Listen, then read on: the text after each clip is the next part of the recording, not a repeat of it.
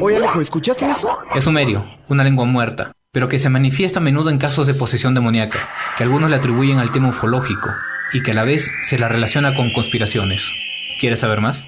A partir de este momento, se abre la puerta del misterio. La puerta del misterio.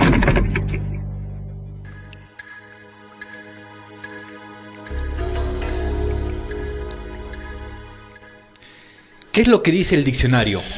¿Qué menciona la tradición? Todo con respecto a esta palabra, fantasma. Esta palabra que tanto nos inquieta y nos pone a sobresalto. Inclusive ya en el siglo XXI, el arquetipo del fantasma, el subconsciente, al solo hecho de nombrarlo, pone la piel de gallina, todavía aún en esta época. Creo, y estoy más que seguro, que va a ser un poco difícil de imaginarlo o poner una definición sobre el papel.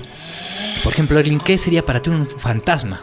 Un fantasma, una energía en primer lugar, un ser o un ente que ya no se encuentra entre nosotros y quién sabe, se trata de manifestar por su muerte. Muchas veces nos ponemos a pensar qué hay más allá de la muerte y qué hacen esas almas que no reencarnan. Bueno, como yo pienso en la reencarnación, ¿qué pasa con esas almas que no reencarnan? ¿Tendrán poderes acaso esos seres? Por ejemplo, muchas veces se nos presentan en los sueños o casos donde ayudan a resolver sus muertes o predicen cosas. Exacto, y acabas de dar de pie a algo muy importante. Y es que básicamente estos fantasmas, como Erling venía diciendo ya con teorías que la misma ciencia o pseudociencia nos ayudaban a comprender. Pero ¿qué pasaba en el medievo?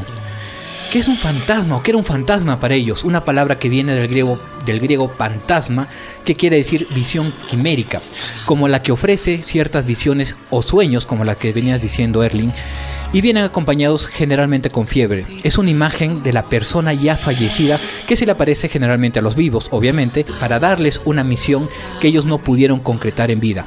En muchas ocasiones estas apariciones eran para los familiares queridos o también para los mejores amigos del difunto. Según la Real Academia de la Lengua Española, es un espantajo o persona que sale por la noche para asustar a la gente. Básicamente, eso sería la definición más cercana de lo que tenemos un fantasma. Una definición, por así decirlo, sobre el papel. Pero más allá hay otras definiciones. Una de ellas es la del cine y no hay que hacer, o bueno, hay que hacerla valer. Pues gracias al cine, que es el gran causante de que los simples mortales que viven en un mundo tan convulso y que muchas veces no tenemos tiempo para andar creyendo en este tipo de cosas, nos enseña cómo es un fantasma, el miedo que inspira y las leyendas que hay detrás de ellas y en cada una de ellos, de estos fantasmas. Las antiguas culturas ya comenzaban a hablar de ellos.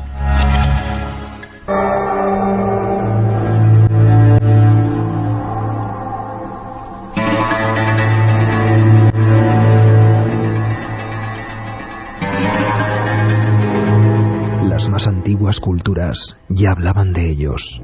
Les dedicaban templos, extrañas ceremonias e incluso áreas prohibidas para el resto de los mortales. Eidolon, Frabasi, Electa, nombres diversos para denominar un fenómeno que hoy conocemos como fantasmas.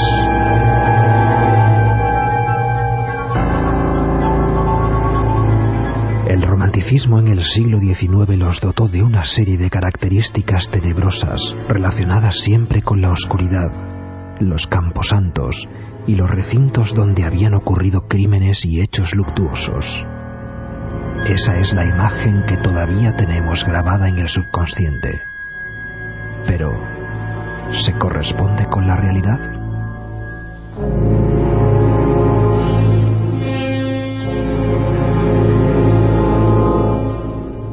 Pues sí, que las apariciones de seres se nombran ya desde los pasajes mitológicos, se los denominaban de las más diversas maneras según fuera la civilización en la que se producían estas apariciones. Para unos eran gnomos, para otros dimus, lamias o kobol. Ya en nuestra era y con la implantación del cristianismo se comenzó a hablar de ánimas o espíritus errantes que vagaban por lugares que en vida habían habitado para purgar sus penas. El primer caso del que se tiene conocimiento es el que narra el historiador Plinio el Joven y que tuvo lugar en el siglo I en la vivienda de un filósofo, Atenedoro, que éste poseía en Roma. Allí comenzaron a producirse fenómenos poltergeist y una aparición espectral. Señaló un lugar en concreto. Se excavó y hallaron los restos óseos de un hombre.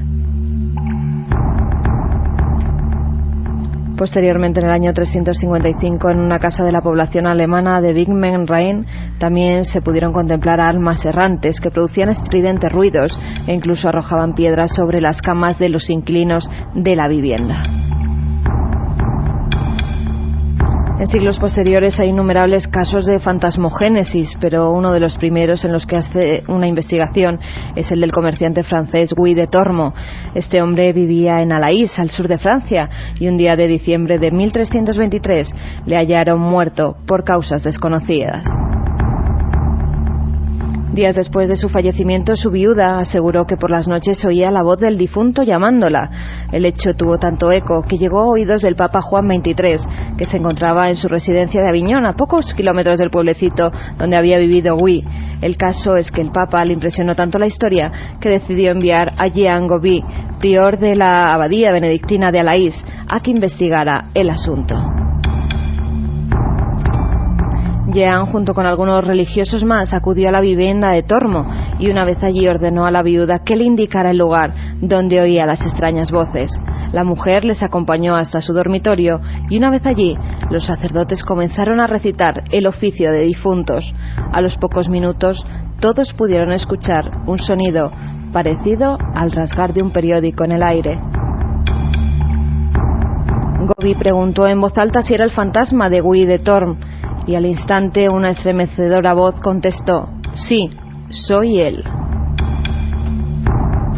Continuó hablando con los allí presentes y les aseguró que había sido condenado a vagar por aquella casa debido a las fechorías que había cometido en vida. Además, para que vieran que no se trataba de un fraude, les reveló algo que solo conocía el sacerdote Jean Gobi. Llevaba la Eucaristía escondida bajo su hábito.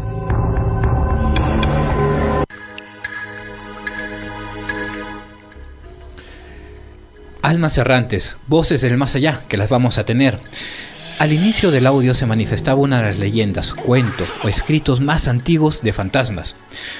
Se aventaba el nombre en concreto, Atenedoro. ¿Quién era este hombre? ¿Cuál era su historia? Considerando como el primer testimonio escrito sobre la existencia de fantasmas de la historia, el relato de Plinio el Joven ofrece la precisa y aterradora descripción sobre un supuesto suceso paranormal, aquecido en una casa de Atenas, asediada por la presencia de un fantasma.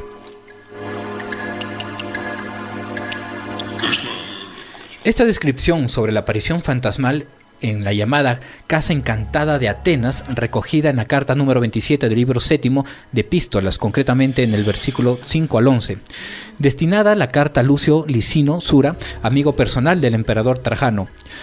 Este era un cónsul 3 veces ya y originario de Terraco, Tarragona. Dicho documento narra una serie de extraños sucesos cuyos elementos son los siguientes, y los vamos a repetir y se van a dar cuenta que se repiten muchas historias. Una casa grande, espaciosa, vacía y abandonada. Los anteriores propietarios huyeron presas del pánico, del terror, al presenciar obviamente el deambular de un supuesto espectro que se aparecía. La imagen del fantasma tenía la apariencia de un anciano flaco y desdichado, con barba larga y cabello erizado, vestidos de ropas andrajosas y llevando un caminar lento y perezoso. Debido a ello, llevaba grilletes en los pies y cadenas en las manos que agitaba y sacudía, adelantando su presencia a lo lejos. Y por ahí podemos ya más o menos aventurar a decir que gracias a esta historia, la historia de Atenedoro, el resto de fantasmas de la historia pudo haber tenido estos grilletes. Pero aquellos días el filósofo Atenedoro llegó a la ciudad de Atenas, obviamente, iba buscando casa por Atenas, viendo que la casa se estaba deshabitada, se decide alquilar a un precio obviamente muy barato y se interesa por ella. Tras preguntar los motivos de por qué el precio era tan bajo, era tan cómodo, Atenedoro recibió la respuesta de que, bueno, básicamente ahí había un anciano en pena, lo que llamaban. La historia en sí se divide en dos partes. El atardecer de Domus, en la que el filósofo ordena que se le prepare una cama en la parte delantera de la casa, pide unas tablillas, un estilo, una lámpara y manda a todos los suyos al interior de la casa. La velada donde el incrédulo Atenedoro concentra su espíritu, sus ojos y sus manos en escribir para tratar de mantener la mente ocupada ante los posibles ruidos que comenzaban a estremecer la casa. De repente empieza a escuchar en el serpenteante sonido de las cadenas y el filósofo, lejos de inmutarse, sigue con su tarea. El ruido va incrementando hasta que finalmente el filósofo levanta la vista y encuentra la presencia fantasmal prácticamente delante suya, coincidiendo con la descripción dada. La figura infernal le hace una señal como llamándole, pero Atenedoro, en alarde de su sangre fría, vuelve a trabajar en las tablillas. Por la presencia de nuevo atrae su atención agitando las cadenas. Finalmente Atenedoro se arma de valor y se levanta, coge una lámpara y se va tras aquel fantasma, quien se dirige al patio de la casa. De pronto el fantasma se desvanece, se esfuma. Para dejar marcado, Atenedoro deja marcado en el lugar de la desaparición con unas pequeñas ramas. Al día siguiente decide ir al ayuntamiento, lo que básicamente se conocía como ayuntamiento, y le dice que por favor excaven donde había dejado esas marcas con esas ramas. ¿Cuál sería la sorpresa al encontrar un esqueleto con grilletes, con cadenas y con las astillas de los huesos atravesándola? Y como habíamos dicho al inicio, a estas apariciones fantasmales generalmente se les da a las personas para terminar una misión que los vivos no pudieron terminar. La conclusión de esta historia es simple, muy acorde con esta visión de la muerte en el mundo romano. El fantasma advirtió a Atenedoro que lo único que quería es que se le diera una sepultura digna tras estos hechos, y así lo hizo. Y desde entonces la casa dejó de tener esa presencia fantasmagórica. Todo esto, estas historias plasmadas desde la antigüedad, nos lleva a un diario escrito por un pastor metodista, John Foxe, sobre algunos sucesos que le estaban ocurriendo básicamente a sus hijas y a la casa.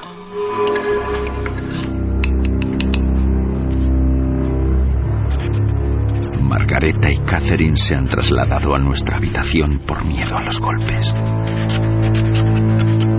Llevan ya 5 días produciéndose y cada vez con más fuerza. Hasta mi amada esposa, ayer, junto a la escalera, escuchó lo que parecían cadenas arrastrándose y la agónica respiración de un hombre subiendo tras ella. No hemos querido contarlo a nuestras hijas, pero hoy, sin embargo, ha ocurrido algo que afianza mi fe definitiva en dejar este lugar para siempre. Hemos sido despertados por los golpeteos sobre el muro, claros y secos.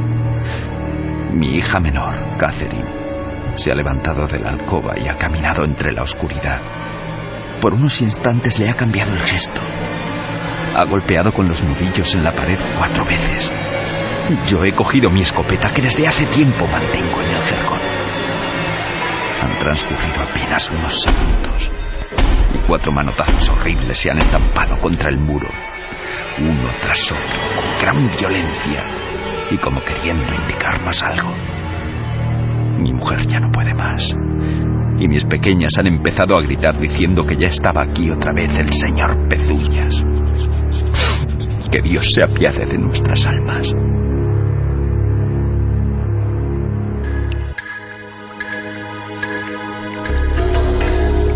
Bien, el siguiente caso es el caso por excelencia, el que da inicio al espiritismo. Estamos hablando, creo que hemos escuchado acerca de las hermanas Fox, o la familia Fox, que fue la gran afectada. Lo que pasaba con las hermanas Fox o la familia Fox y supuestamente una entidad que las pequeñas niñas llamaban el señor Pezuñas, entidad que ejercía golpes en toda la propiedad de la familia Fox a cada pregunta que las pequeñas hermanas Fox hacían. La supuesta entidad les respondía con golpes en las paredes, en los techos, inclusive en el piso. Todo esto causa un miedo social en la pequeña localidad de Hatfield, en la villa de Rochester. Esto fue un 2 de diciembre de 1847. Este caso, llega a ser particular porque fue uno de los más sonados mediáticamente hablando. Tanto que no solamente los periodistas se acercaban a ver lo que pasaba, sino que también además autoridades de la iglesia, investigadores, por su parte las autoridades, lejos de desacreditar el hecho, pedían ayuda para saber qué es lo que estaba pasando en la humilde morada.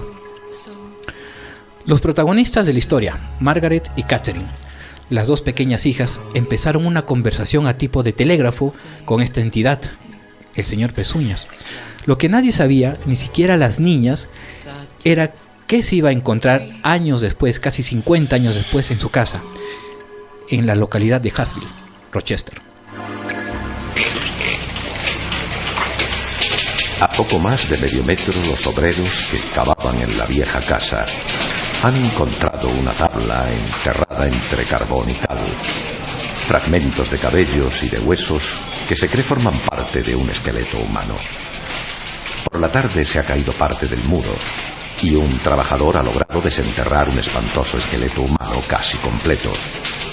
El hallazgo nos conduce a la teoría de que el asesino, si lo hubo, primero sepultó el cuerpo en el subsuelo de la casa y luego, temiendo ser descubierto, lo sacó y lo emparedó entre dos muros.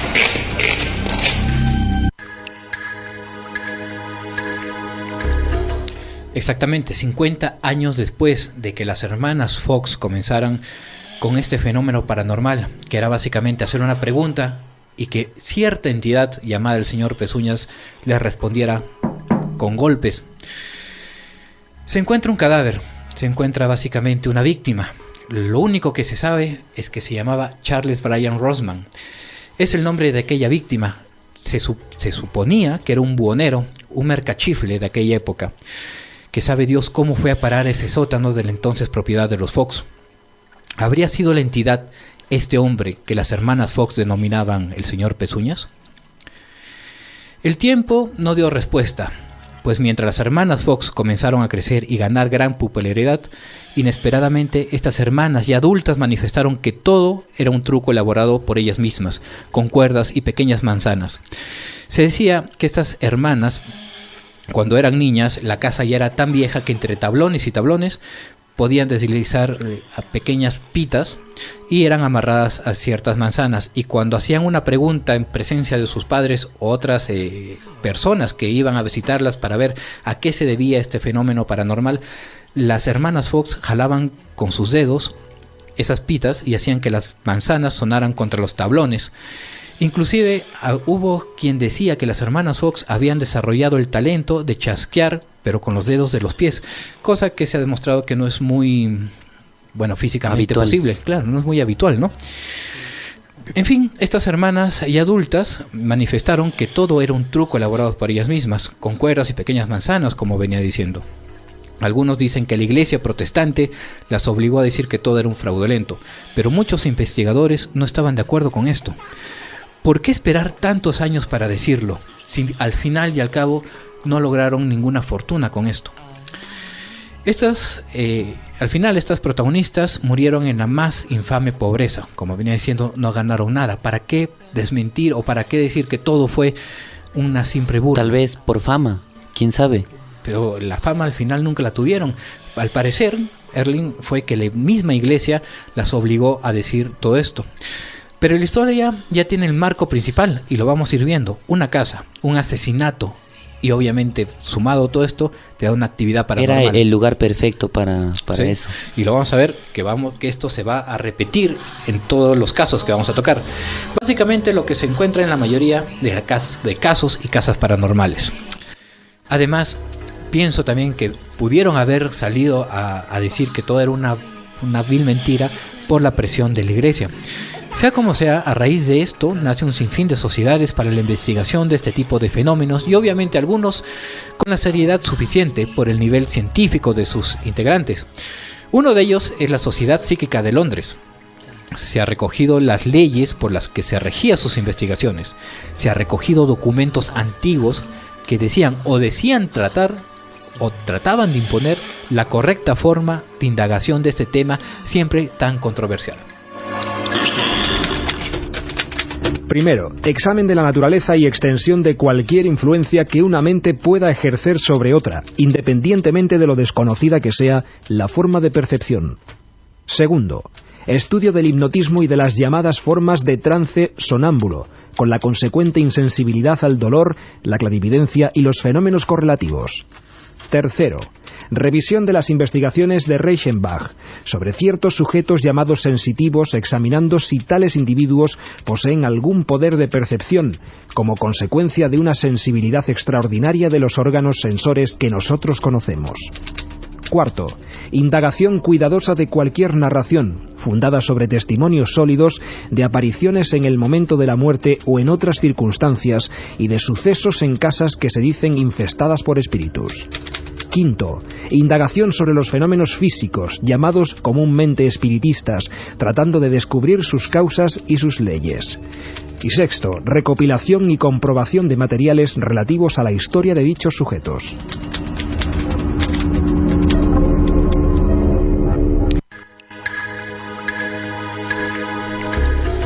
Bien, nos estamos dando cuenta que la Sociedad Psíquica de Londres seguía ciertos parámetros que no los tomamos en la actualidad, como dicen algunos ser o que aparecen en la televisión, ¿no? Esos cazafantasmas, sino que la Sociedad Psíquica de Londres, desde hace mucho tiempo, estamos hablando casi un siglo atrás, ya nos daba o tomaban en cuenta las leyes que son sumamente científicas. No estamos hablando simplemente de ir. Lo que sorprende un siglo antes es que daban 11 pasos a seguir, 11 pasos científicos comprobados. Y la siguiente historia no queda exento de estos pasos. Nos tenemos que ir hasta Inglaterra. ¿Y quién no ha escuchado acerca de la rectoría Bromley? Nos podemos pasar la noche sin hablar de este fenómeno de la factoría Bromley, que está supuestamente plasmada hasta la actualidad la mayor cantidad de fenómenos paranormales del mundo. Estamos hablando de esta factoría, de esta casa, de esta mansión, alguna vez convento, la llaman el lugar más embrujado del mundo. Y lo que pasa ahí hace merecedor a su apodo. Nadie se atreve a negar los extraños sucesos o hechos que comenzaron a suceder desde 1863. Pasos inexplicables en el interior de la casa, apariciones fantasmales, objetos que desaparecían caídos y envolvidos en pan al día siguiente, sí, objetos que se caían y al día siguiente se manifestaban envueltos en pan. Inclusive se decía de apariciones de monjas o carruajes con sus cocheros sin cabeza. Esto es lo que se aparecía en la factoría Bromley. Este es el caso del lugar encantado y con fantasmogénesis más conocido de la historia, tanto por la magnitud de los fenómenos que allí se produjeron como por la cantidad de ellos. El primero en hacerse eco de los fenómenos que allí se estaban produciendo fue el periódico Daily Mirror. En su edición del 10 de julio de 1929 publicaba una breve información en la que se aseguraba que varios testigos habían presenciado figuras fantasmales de cocheros decapitados, una monja o una carroza tirada por caballos que aparecía y desaparecía misteriosamente. Días más tarde ya eran numerosos los curiosos que se reunían en torno a ese edificio de 2 plantas de estilo victoriano y los rumores comenzaron a extenderse como la pólvora. Muchos vecinos aseguraban que allí había existido un monasterio y que en el siglo XIII un monje y una joven novicia habían sido asesinados en el lugar tras tratar de fugarse para dar rienda suelta al amor que surgió entre ellos. Según se afirmaba, el religioso había sido ahorcado y la chica fue emparedada viva en el edificio. Después, corría la leyenda de que por el lugar se podía ver vagar a una figura fantasmal vestida con hábito. Bien, lo decía, factores en común. Estamos hablando de crímenes, en este caso un crimen pasional, que generalmente son los que causan más estribos. Es decir, estamos hablando de los crímenes pasionales, que son los cuales mueren con tanto dolor, tanto sentir, exactamente, con tanto sentir, que de alguna u otra forma queda una gran energía, como lo venías diciendo, Erling. Rápidamente me hizo acordar a un caso acá en Cajamarca sobre la iglesia donde se tira un cura y su sangre se queda ahí, no se borra. Exactamente, me hizo acordar el dolor logra tal energía que hace que aún se queden en ese lugar, aún permanezcan ahí. Claro, básicamente es por eso la terminología que se dice penar, está en pena, está en deuda. Estamos hablando de la factoría Bromley, la casa más encantada de Inglaterra y por qué no decirlo del mundo. Esto obviamente ya en ruinas, de ladrillo rojo, de casi 30 habitaciones de estilo victoriano. Espectros de monjas, cocheros decapitados y objetos que se mueven de la nada. Esto no ha cesado hasta la actualidad. una y otra vez, más con el caso de las hermanas Fox. Como dije, tenemos los factores de un crimen, una casa, como resultado, actividad paranormal sumamente fuerte. Lo que sucede en Brolly, según Harley Price, es un famoso investigador de la época perteneciente, y vamos, por eso les decía, estos investigadores de la Sociedad Psíquica de Londres tenían unos pasos tan científicos para seguir, y que era perteneciente a Harley Price. Es que cuando logra hacer la Ouija en la factoría Brolly, estamos hablando de una época de inicios del siglo XX, donde se enfrentaba, o había una lucha entre la ciencia y el espiritismo. Pero cuando Harley Price logra hacer esta sesión de espiritismo, surge una leyenda, la cual se torna cada vez más real. Esta dice que en el siglo XVIII había un convento y una serie de extraños crímenes. Lo que sucede a partir de ahí es terrorífico, es digno de novela.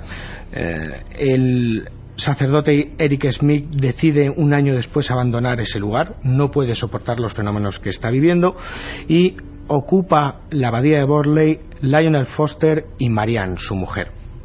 Ellos solamente pudieron estar un año.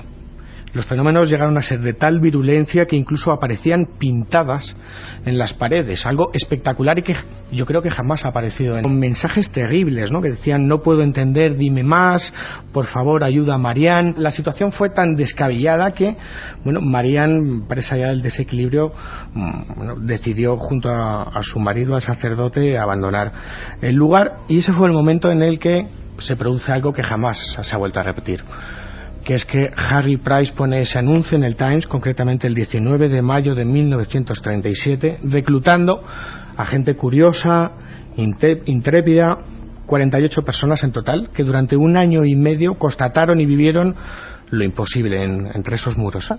Llegaron a ver desplazamiento de objetos, golpes de origen desconocido, en algún caso sombras, pero quizás lo más espectacular vino cuando la casa fue pasto de las llamas. Parece como si hubiese sido una profecía. Una de las pintadas que aparecía en una de las paredes afirmaba que esa casa iba a ser pasto de las llamas. Efectivamente, la casa, cuando era habitada por el capitán Gregson en 1939, se quemó, quizás porque una lamparilla se cayó.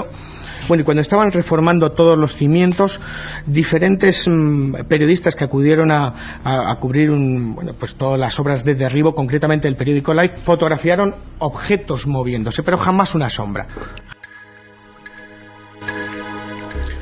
Uno de los últimos acontecimientos que marcaron a la factoría Borley fue en el año 2002. ¿Qué les parece si les contara que en ese año, mientras estaba haciendo un documental, una extraña lluvia de piedras, sí, no acompañada de agua o gotas como estamos acostumbrados, sino básicamente de piedras que rodeaba aquella factoría, comenzó en plena el rodaje de ese documental? Las imágenes las pueden encontrar en internet fácilmente. Se ha tratado de desmentir para ver qué fue lo que causó esa lluvia de piedras. Malogró un sinfín de equipos audiovisuales. Sin embargo, hasta la actualidad no se ha podido ver o constatar qué es lo que pasó con esa lluvia de piedras. Y es algo que generalmente se repite. Siempre me han contado historias de fantasmas o casas en donde penan, que están caminando. Y ojo que esto es básicamente, me han contado de las casas que se encuentran en el centro y comenzaban a caminar por ciertos lugares o los patios, y me decían: Alejandro, le comenzaban a tirar piedras. Estamos hablando que en la factoría Borley, lluvia de piedras, año 2002. Hay un cuento también, porque no solamente en muchos casos la realidad supera la ficción. Sin embargo, hay ficciones, hay cuentos realmente escalofriantes. Y qué mejor ejemplo de los narrados que por parte de una pluma exquisita. Vamos a ir viendo algunos autores, pero ahora me quiero enfocar en uno en particular, al gran Gustavo Adolfo Bécquer, y una de sus obras que personalmente a mí me encandiló. Y en 1861 nace el cuento El Monte de las Ánimas, cuento que narra encuentros, valga la redundancia, de un valiente señor de la nobleza con espíritus que habitaban un monte, el Monte Soria. Según escritos malditos, todo esto para impresionar a una joven doncella. La historia y el desenlace a continuación.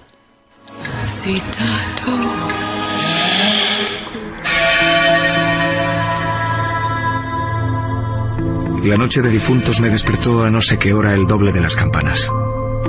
Su tañido monótono y eterno me trajo a la mente esa tradición que oí hace poco en Soria. Intenté dormir de nuevo. Imposible. Una vez aguijoneada, la imaginación es un caballo que se desboca y al que no sirve tirarle de la rienda. Por pasar el rato, me decidí a escribirla, como en efecto lo hice. Yo la oí en el mismo lugar en que acaeció, y la he escrito volviendo algunas veces la cabeza con miedo cuando sentía crujir los cristales de mi balcón, estremecidos por el aire frío de la noche. Sea de ello lo que quiera, ahí va, como el caballo de copas.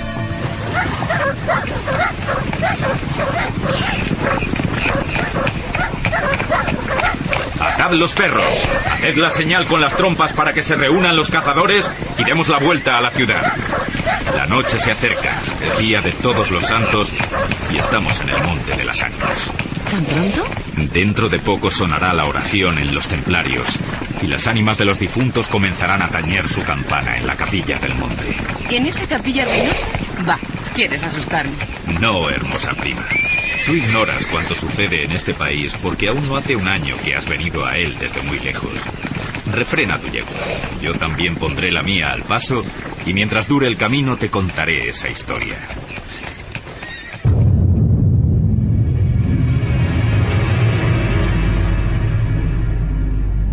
Ese monte, que hoy llaman de las Ánimas, pertenecía a los templarios, cuyo convento ves allí, a la margen del río. Los templarios eran guerreros y religiosos a la vez. Conquistada Soria a los árabes, el rey los hizo venir de lejanas tierras para defender la ciudad por la parte del puente, haciendo en ello notable agravio a sus nobles de Castilla, que así hubieran solos sabido defenderla como solos la conquistaron. Entre los caballeros de la nueva y poderosa orden y los hidalgos de la ciudad, fermentó por algunos años y estalló al fin un odio profundo.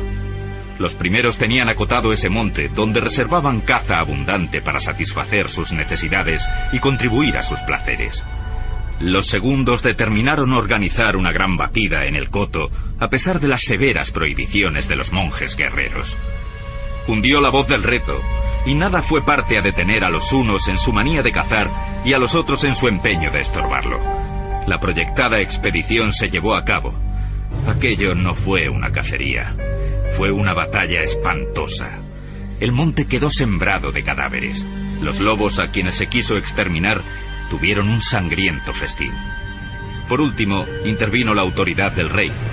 El monte, maldita ocasión de tantas desgracias, se declaró abandonado, y la capilla de los religiosos, situada en el mismo monte y en cuyo atrio se enterraron juntos amigos y enemigos, comenzó a arruinarse. Desde entonces, dicen que cuando llega la noche de difuntos, se oye doblar sola la campana de la capilla, y que las ánimas de los muertos, envueltas en jirones de sus sudarios, corren como en una cacería fantástica por entre las breñas y los zarzales.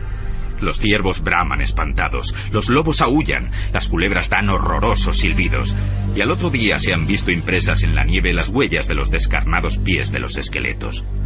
Por eso, en Soria, le llamamos el Monte de las Ánimas, y por eso he querido salir de él antes que cierre la noche.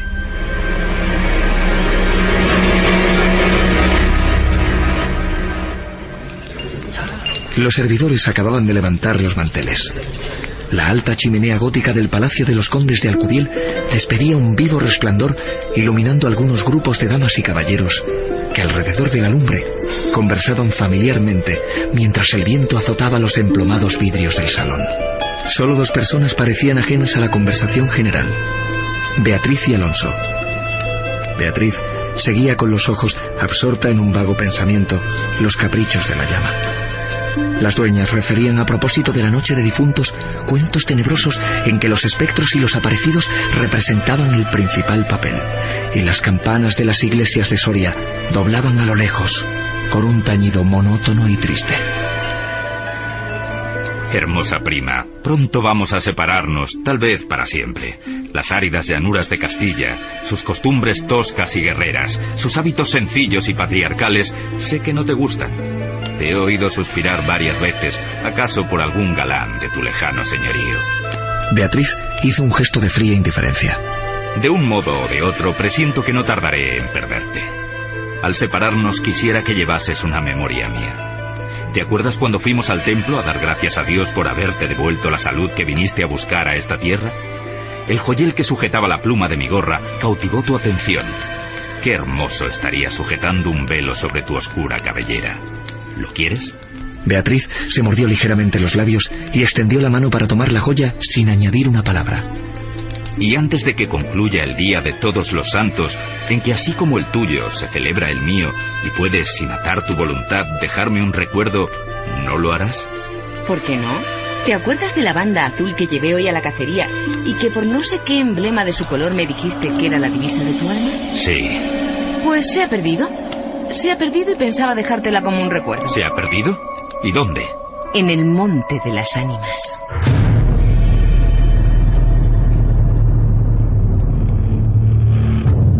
Tú lo sabes, porque lo habrás oído 1000 veces en la ciudad, en toda Castilla. Me llaman el rey de los cazadores. La alfombra que pisan tus pies son despojos de fieras que he muerto por mi mano. Yo conozco sus guaridas y sus costumbres, y he combatido con ellas de día y de noche, a pie y a caballo, solo y en batida, y nadie dirá que me ha visto huir del peligro en ninguna ocasión. Otra noche volaría por esa banda y volaría gozoso como a una fiesta. Y sin embargo, esta noche, ¿a qué ocultártelo? Tengo miedo. ¿Oyes? Las campanas doblan. La oración ha sonado en San Juan del Duero. Las ánimas del monte comenzarán ahora a levantar sus amarillentos cráneos de entre las malezas que cubren sus fosas. Las ánimas, cuya sola vista puede helar de horror la sangre del más valiente. Mientras el joven hablaba, una sonrisa imperceptible se dibujó en los labios de Beatriz, que cuando hubo concluido, exclamó con un tono indiferente, mientras atizaba el fuego del hogar, donde saltaba y crujía la leña, arrojando chispas de 1000 colores. Oh, eso de ningún modo. ¡Qué locura! Una noche tan oscura, noche de difuntos, y cuajado el camino del lobo. Al decir esta última frase, la recargó de un modo tan especial que Alonso no pudo menos que comprender toda su amarga ironía. Movido como por un resorte, se puso de pie. Se pasó la mano por la frente, como para arrancarse el miedo que estaba en su cabeza y no en su corazón. Y con voz firme dijo: Adiós, Beatriz. Hasta pronto. ¡Alonso! ¡Alonso! Cuando quiso o aparentó querer detenerle, el joven había desaparecido. A los pocos minutos se oyó el rumor de un caballo que se alejaba al galope. Las viejas, en tanto, continuaban en sus cuentos de ánimas aparecidas. El aire zumbaba en los vidrios del balcón y las campanas de la ciudad doblaban a lo lejos. La medianoche estaba a punto de sonar y Beatriz se retiró a su oratorio. Alonso no volvía cuando en menos de una hora pudiera haberlo hecho. Después de haber apagado la lámpara y cruzado las dobles cortinas de seda, se durmió. Se durmió con un sueño inquieto, ligero, nervioso. Las 12 sonaron en el reloj del postigo. Beatriz oyó entre sueños las vibraciones de la campana y entreabrió los ojos. Creía haber oído a un par de ellas pronunciar su nombre, pero lejos, muy lejos, y por una voz ahogada y doliente. Será el viento. Solo eso, el viento. Poniéndose la mano sobre el corazón, procuró tranquilizarse, pero latía cada vez con más violencia. Las puertas del oratorio habían crujido sobre sus goznes con un chirrido agudo, prolongado y estridente. Primero unas y luego las otras más cercanas. Todas las puertas que daban paso a su habitación iban sonando por su orden, estas con un ruido sordo y grave, aquellas con un lamento largo y crispador. Después, silencio. Un silencio lleno de rumores extraños. El silencio de la medianoche, con un murmullo monótono de agua distante. Lejanos ladridos de perros, voces confusas, palabras ininteligibles, ecos de pasos que van y vienen, crujir de ropas que se arrastran, suspiros que se ahogan, respiraciones que anuncian la presencia de algo que no se ve y cuya aproximación se nota en la oscuridad. Inmóvil, temblorosa, Beatriz adelantó la cabeza fuera de las cortinillas y escuchó un momento. Oía 1000 ruidos diversos y de pronto nada. Silencio. Veía, con esa fosforescencia de la pupila en las crisis nerviosas, como bultos que se movían en todas direcciones, y cuando dilatándolas las fijaba en un punto, nada. Oscuridad. Bah, ¿acaso soy yo tan miedosa como estas pobres gentes, cuyo corazón palpita de terror bajo una armadura al oír una conseja de aparecidos? Cerrando los ojos, intentó dormir. Pero en vano, había hecho un esfuerzo sobre sí misma. Pronto volvió a incorporarse más pálida, más inquieta, más aterrada. Ya no era una ilusión. Las colgaduras de brocado de la puerta habían rozado al separarse, y unas pisadas lentas sonaban sobre la alfombra. El rumor de aquellas pisadas era sordo, casi imperceptible, pero continuado, y a su compás se oía crujir una cosa como madera o hueso. Y se acercaban, y se movió el reclinatorio que estaba a la orilla de su lecho. El aire azotaba los vidrios del balcón. El agua de la fuente lejana caía y caía con un rumor eterno y monótono. Los ladridos de los perros se dilataban en las ráfagas de aire, y las campanas de la ciudad de Soria, unas cerca, otras distantes, doblan tristemente por las ánimas de los difuntos.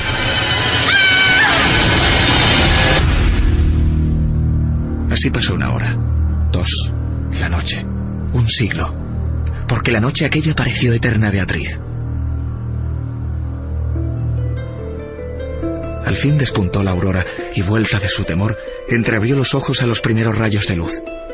Después de una noche de insomnio y de terrores, es tan hermosa la luz clara y blanca del día. Separó las cortinas de seda del lecho y ya se disponía a reírse de sus miedos pasados, cuando de repente un sudor frío cubrió su cuerpo. Sus ojos se desencajaron y una palidez mortal descoloró sus mejillas. Sobre el reclinatorio había visto sangrienta y desgarrada la banda azul que perdiera en el monte. La banda azul que fue a buscar a Alonso. Cuando sus servidores llegaron despavoridos a noticiarle la muerte del caballero Alonso, que había aparecido devorado por los lobos entre las malezas del Monte de las Ánimas, encontraron a Beatriz inmóvil, crispada,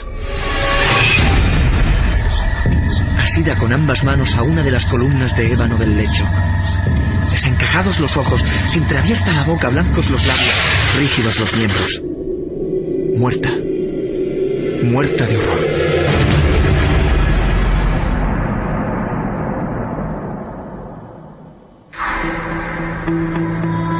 Dicen que después de acaecido este suceso, un cazador, que pasó la noche de difunto sin poder salir del Monte de las Ánimas y que antes de morir pudo contar lo que viera, refirió cosas horribles.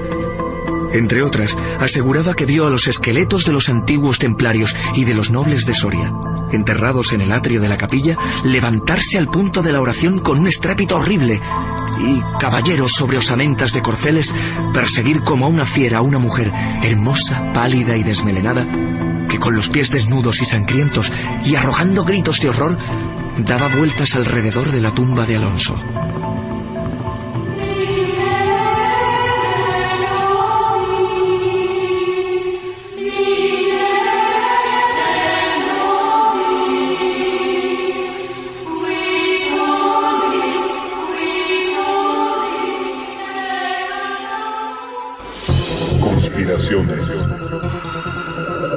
Ufología, sucesos extraños, la puerta del misterio, abriendo paso a lo desconocido.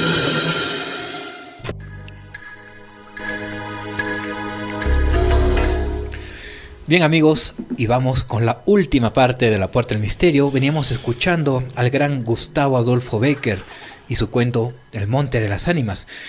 Sin embargo, Perú no es ajeno a este tipo de leyendas. Las tenemos desde el gran Ricardo Palma hasta el doctor Iberico Masmás, acá en Cajamarca obviamente. Sin embargo, nos hemos visto tentados por una historia que hacía eco ya en los años 90. El autor anónimo. Quizá una simple historia para que los niños de la época se comportasen. Sin embargo, es sumamente acogedora. Estoy seguro que la gran mayoría ha escuchado acerca del cuento María Marimacha. Más allá, aquellas personas, aquellos oyentes que ya pasan los 25 años. Se trataba de una niña, una chica, María, que por su condición básicamente se comportaba como hombre, jugaba con los chicos de aquella... De aquel entonces. Claro, de aquel entonces, ¿no? Como un niño más, se le apodaba María Marimacha. La historia, la siguiente. María era una niña muy peculiar. A ella le encantaba jugar con los niños de su barrio. Y era muy hábil jugando a las canicas, ya que siempre ganaba. Debido a esto y a su comportamiento varonil, se ganó el apodo de María Marimacha. Un día, mientras María Marimacha jugaba con sus amiguitos, su mamá salió a buscarla para mandarla a comprar algunas cosas. Ese día comerían unos ricos anticuchos de corazón de res. Su mamá le dio 20 soles y una lista pequeña para que María no se olvidara de lo que tenía que comprar, ya que era algo distraída. Antes de irse, su mamá le pidió a la niña que no se tardara. La lista contenía 3 ingredientes. Su mamá solo necesitaba un corazón de res, una botella de aceite y ají, que es un sazonador para realzar el sabor de las comidas. María fue corriendo a la carnicería más cercana, pero para su mala suerte, esta se encontraba cerrada.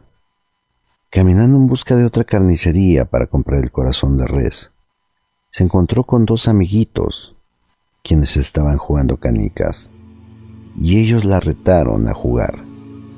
María Marimacha aceptó sin dudar, e incluso aceptó una apuesta, 20 soles cada uno. El ganador se llevaría todo. Muy confiada, apostó el dinero que le había dado su madre. Ella estaba segurísima que ganaría, pero la suerte le jugó una mala pasada. Los niños le ganaron, y María se quedó sin dinero para comprar lo que su mamá le había pedido. Ella no sabía qué hacer. No podía volver a su casa sin los ingredientes.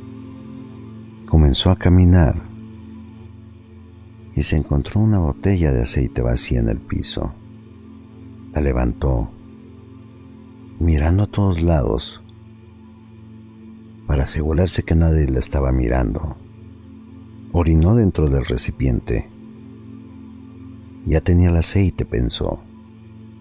Ahora solo faltaba el ají y el corazón de res. Caminando encontró un ladrillo rojo. Exactamente tenía el mismo color que el del sazonador. Entonces se puso a rasparlo, a tallarlo contra el suelo, hasta juntar un poco y echarlo en una bolsita. Y aquí, amigos, es donde empieza lo horrendo de esta historia.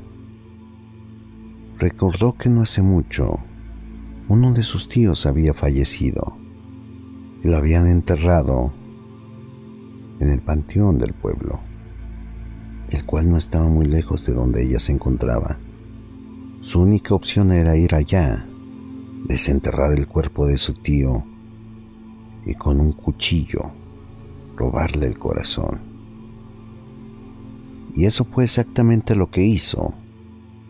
No se puso a pensar ni por un segundo lo que estaba haciendo. Sin embargo, ella era feliz, porque ahora sí podía regresar a casa y darle los ingredientes a su mamá. María Marimacha, ya más tranquila, le entregó a su mamá los ingredientes y le pidió disculpas por haberse tardado tanto. Su mamá no la cuestionó. Se puso inmediatamente a hacer la comida. Todos en su casa disfrutaron de ese rico platillo, a excepción de María, quien estaba muy cansada como para comer. Se fue a su cuarto y se tiró en su cama, quedando profundamente dormida. Las horas pasaron y cuando María despertó, se dio cuenta que no había nadie en su casa. Su madre había dejado una nota donde le explicaba que habían salido y no la habían despertado porque querían que descansara. Apenas estaba terminando de leer la nota cuando de pronto una voz tenebrosa rompió el silencio. Unos gritos de lamento, de desesperación. María Marimacha, devuélveme mi corazón. María Marimacha, devuélveme mi corazón. Pensó inmediatamente en su tío y se fue a encerrar a su cuarto, pero los gritos seguían. María Marimacha, y se escondió en el ropero, pensando mi que así se libraría del fantasma de su tío. María Marimacha, pero los gritos aún se escuchaban. Poco tiempo después, la familia regresó a casa. Su mamá fue a buscarla a su recámara y no la encontró. Su familia entera revisó la casa y María no aparecía. Su mamá pensó que al ser María tan traviesa, estaría riéndose de ellos dentro del ropero. Regresó a la recámara y al abrirlo, encontró una escena que nunca se le borrará de la memoria. La señora encontró a su hija dentro del ropero, muerta, con su corazón sangrando en la mano, sin poder comprender siquiera tan horrible muerte. María Marimacha se había arrancado a sí misma el corazón. A veces, cuando somos pequeños, hacemos cosas sin pensar en las consecuencias. Y a veces, son las mismas consecuencias las que pueden llevar a arrancarte el corazón.